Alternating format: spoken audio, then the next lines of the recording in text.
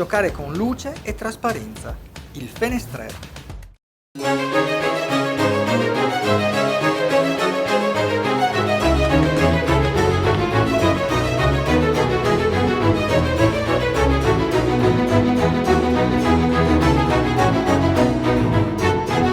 Fra i vari mestieri antichi che hanno lasciato traccia nella toponomastica cittadina a Venezia, vi è quello del fenestrer.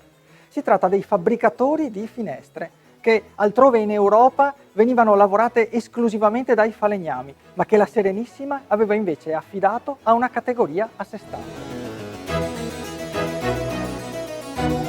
I fenestreri costruivano le finestre utilizzando dei piccoli cerchi in vetro, i rui, oppure utilizzando delle lastrine romboidali che venivano legate assieme con del piombo.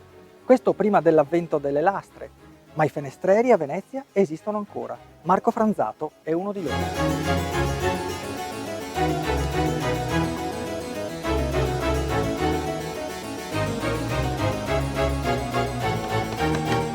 Allora, io ho cominciato questo lavoro andando a scuola, c'era l'Istituto d'Arte, una scuola professionale che insegnava a lavorare e lì c'era la sezione del vetro e nella sezione del vetro c'erano le vetrate.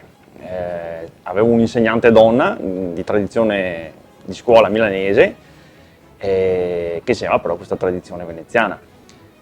Lei aveva anche uno studio qui a Venezia, poi quando io finivo scuola lei andava via da Venezia e quindi ho preso la palla al balzo e sono subentrato al suo laboratorio e ho cominciato lì ormai quasi 30 anni fa.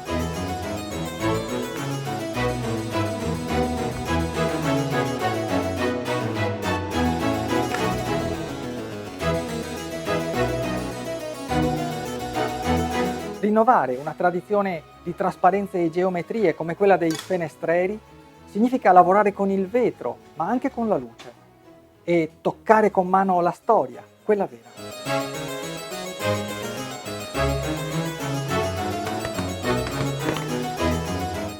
Ho avuto la fortuna qui a Venezia di lavorare su posti stupendi e con una grande storia, perché il lavoro principalmente qui a Venezia riguarda il restauro. Infatti questo è un restauro, sto cambiando la piombatura, una vetrata. E quindi quei restauri qua a Venezia sono riuscito a lavorare a Palazzo Ducale, alla chiesa di Redentore, quindi ho messo le mani dove ha messo le mani gente come Tiepolo, soddisfazione, quindi si vede anche come si lavorava 200, 300, 100 anni fa.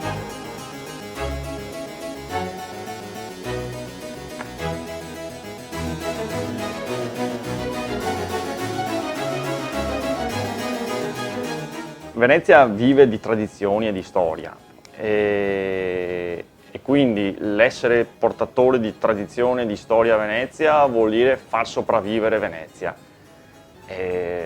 vuol dire mantenere ancora qualcosa che c'è stato, che purtroppo adesso sta un po' scemando, però insomma noi artigiani cerchiamo di mantenere ancora vivo quel sapere, quella tradizione. Insomma.